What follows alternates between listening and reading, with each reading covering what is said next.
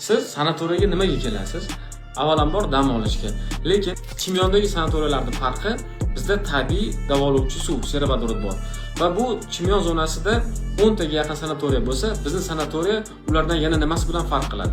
Bizni Koinot Kavsari, Chimyon Chashmasi sanatoriyalarimizda sanatoriy lecheniyalardan tashqari klinik, ya'ni sizning shikoyatlaringizdan laborator instrumental tekshiruvlarda tahlillariga suyangan holda sizning salomatligingizga chuqurroq biz ahamiyat beramiz va sizga va kasallikka chuqurroq yondashib ham dori-darmonlar bilan ham lecheniyalar, ya'ni servodorodli vannalar bilan birga davolaymiz.